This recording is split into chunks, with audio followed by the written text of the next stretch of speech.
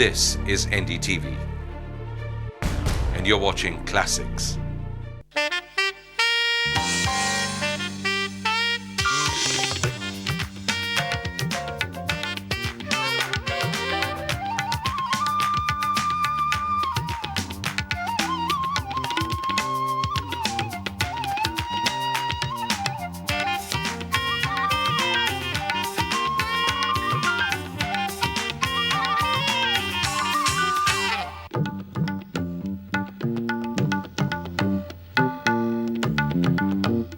Good morning, India. This Saturday morning is very special in my hometown, Calcutta. Today is Rabindranath Tagore's birthday, and even as Calcuttans gather at his ancestral home in Jorashako to pay homage to this great man, in today's show we'll take you through a few glimpses of the cultural legacy that he left behind.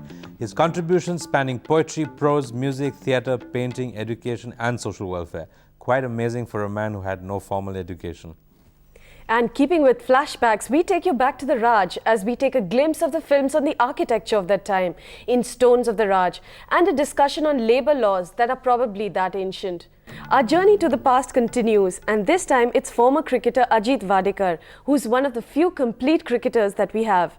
Player, captain, manager and now national selector of the Indian cricket team. How has he managed to play so many roles? And which one does he cherish most? Swati Kamath in Mumbai met him to find out. Mr. Wadekar, you have been associated with Indian cricket for a large number of years now, and you've played many roles, a player, a captain, a manager and now a selector.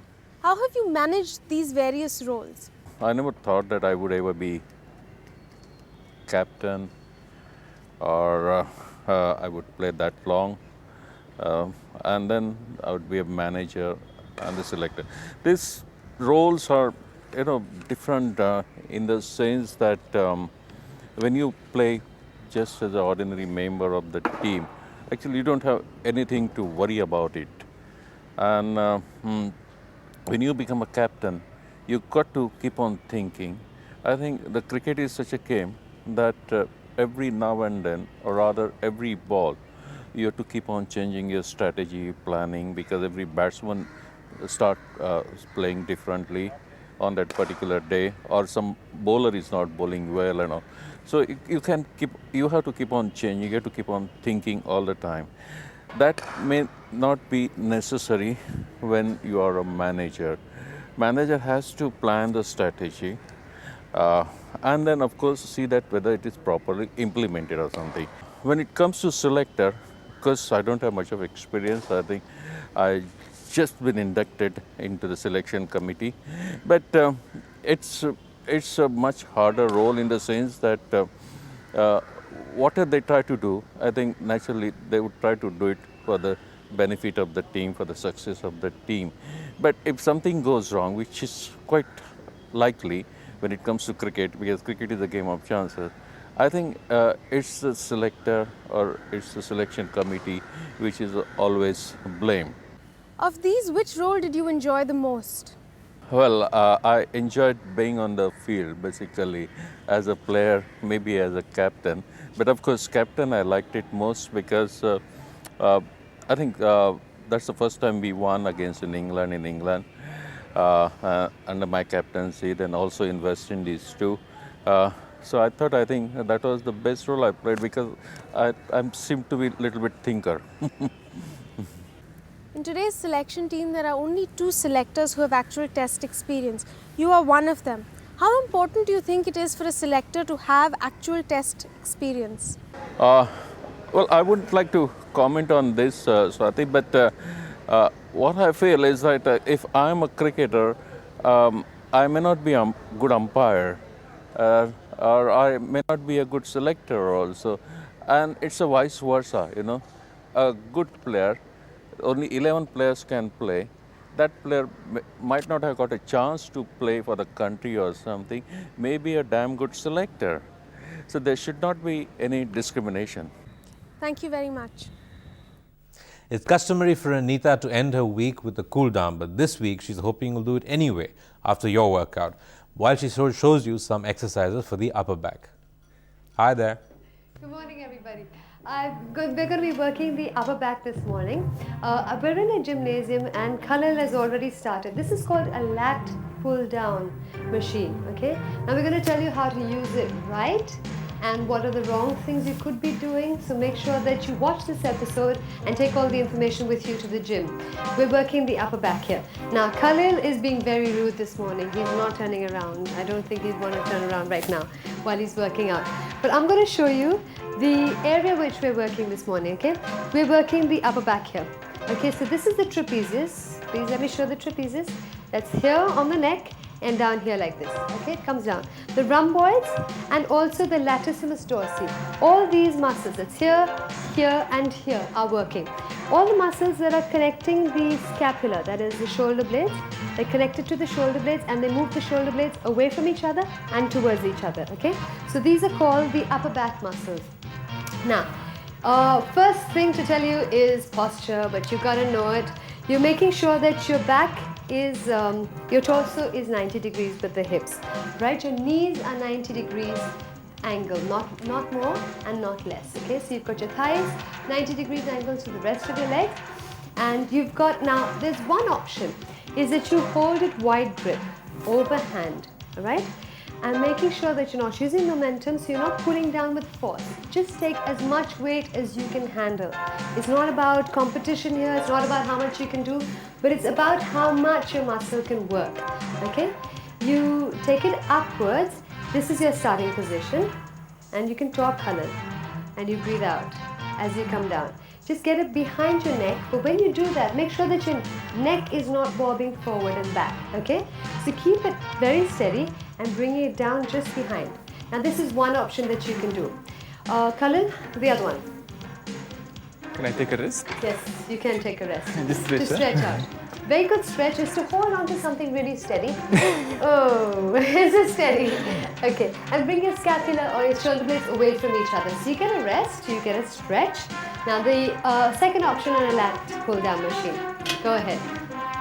You want to do? Make sure the distance should be equal, both sides. The grip when you're holding the bar. So you've got equidistant. Very important. Hands on equidistant. Okay. Now in the first one he took it behind his neck. This one he's going to take it forward. Yeah. Yeah. Chest. Okay. So he's working a little bit of the pectoralis muscles as well. Music. And it's breathe out as it comes up. Now you're taking it forward and bringing those elbows to go behind you. But make sure that your angle of the body is not too far back, right? You need to keep it maybe, let's say, how much would this be? Just a tiny bit. So if you've got see, the idea is to just keep it straight. You should not move your hip joint. Yes. Right? See, I just show you the wrong movement. Right? See, I'm using momentum here and I put too much of pressure on the back. Right? And the shoulder joints. Yes, see, it's useless. It's useless. Yeah. So you have to keep the body straight, stable. Just arms are moving, right? Right. Isolate the upper back muscle, focus on the upper back. Sorry, I can't face the camera. And go. Okay, so those are the important things that Khalil has been telling us while he's had his back to the camera. Okay, you've got to isolate the muscle, keep the body static and steady, not move it forward and back. Take it as an option behind you and bring it forward where you're not leaning far back, but you're leaning just about here. One more thing. Underhand grip, would you like to show that? Here I would like to say one more point. When you take it up, you should keep the shoulder blades down. Okay? Yeah. You take it down, contract the muscle. When you take it up, keep the shoulder blades down. And the wrong way is to lift the shoulder blades. Yes. Too much of excess pressure on the shoulder joint. Yeah. You have to keep it down. Okay, so you keep your Down shoulder here. blades. And up. Maximum you can go this much. So he's not got his shoulders close to the ears. Yeah. That's the trick. Now quickly show us the underhand grip. Go on. Okay, you can also work this way. You're still working the upper back, but you're hitting it from a different angle. All right? Sitting down. Now make sure when you're sitting down, you've got enough support on your thighs, all right? Because that is really important. Underhand grip means you're holding it from the bottom of the barbell and bringing it in and out.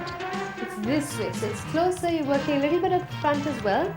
Breathing out, and a little bit of triceps also, which are not primary. Biceps biceps, triceps, they're all working.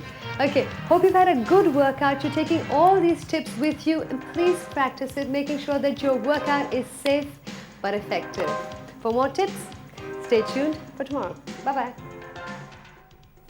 Thank you, Neeta. And on the occasion of Tagore's birth anniversary, we look at how Rabindra Bharati University in Calcutta has its root in Tagore's works. Today is Pochishe Boishak, the 127th birth anniversary of Rabindranath Tagore. As Bengal especially celebrates this day, we take a look at Rabindra Bharati University, not the university as the poet founded originally, but one that was set up in 1962 to commemorate the Nobel laureate. Rabindra Bharati is housed at Tagore's ancestral home in Jorashako, and to celebrate this anniversary, the university has launched a number of programs to bring Tagore closer to the people. This is not just any other university. Rabindra Bharati is the country's first cultural university that even today is completely dedicated to the study of the fine arts. This as a tribute to the person after whom it is named, Rabindranath Tagore. Vishwabharati was established by the poet himself in 1921. But Rabindra Bharati was founded by the ardent lovers of Rabindranath Tagore, headed by the then Chief Minister Bidhan Chandra Rai. Lending the university an aura all its own is the fact that its campus is housed partly in the ancestral home of the poet, Jorashako Thakurbari. This stage, where dance rehearsals were on yesterday for celebrations today, was the very place where Tagore himself staged his plays. On the upper floors of the sprawling complex are Tagore's living quarters, his study where along with the furniture, the atmosphere has been magically preserved. The museum that was once his drawing room has a collection of rare photographs, and next door, the room where Tagore was born and the one in which he breathed his last. Whenever I move, my students move, my teachers roam about, we feel as if we see the footprints of Tagore everywhere.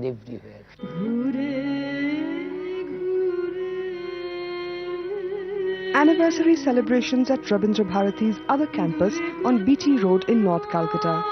The night air filled with Rabindra Sangeet and poetry recitation at the recently constructed open-air auditorium. Nearby, a lake with an arboreum. All this once the property of the Tagore family. আমরা রবীন্দ্রভারতীতে BA first year থেকে এখানে পড়াশোনা করছি এবং বিভিন্ন রবীন্দ্রনাথকে উপলক্ষ করে রবীন্দ্রনাথের যাবতীয় যতদিন এখানে বিভিন্নভাবে সেটাকে মানানো হয় এবং আমরা প্রতি পদক্ষেপে মনে রাখতে পারি যে আমরা রবীন্দ্রভারতী ইউনিভার্সিটিতে পড়ি এবং সেটা রবীন্দ্রনাথকে যাতে আমরা বুঝতে পারি বিশালভাবে। মানে আমরা মনে করি রবীন্দ্রভারতী ইউনিভার্সিটি আমরা রবীন্দ্রনাথকে বেশি করে জানি অন্য ইউনিভার্সিটির তুলনায়। এখানটায় শুধু না বিশ্বভারতী আরও রয়েছে, আরও ভারতবর্ষে বিভিন্ন সঙ্গীতের স্থান রয়েছে, কিন্তু আমাদের রবীন্দ্রভারতী বিশ্ববিদ্যালয় আজকে বিশ্বের একটা কালচারাল ইউনিভার্সিটি হিসাবে আলাদা একটা জায়গা করে নিয়েছে, সেই জন্য এখানে আসা। It's not just the historic campus that keeps Rabindranath's memory alive here. All students study a paper on Rabindranath irrespective of the subject they are majoring in. Apart from fine arts and visual arts, and particularly in art faculty, the student will have to read a paper in any subject on Tagore. Say, you are a student in economics. You will have to learn, and we will teach you one paper on Tagore's thought on economics. While the constitution of Rabindra Bharati has always required that, the university has recently launched a series of steps to promote Rabindranath and all that he stood for. Among them, a guide to the life and times of the poet and a number of research projects in collaboration with Vishwabharati. Every nook and corner of Rabindra Bharati breathes history, Tagore history, and what better place to launch a rediscovery of Rabindranath than here. Coming up, a visit to the Bengali book fair held in Delhi as a tribute to Rabindranath Tagore on his birth anniversary. And in our legal section, a look at labour laws in our country.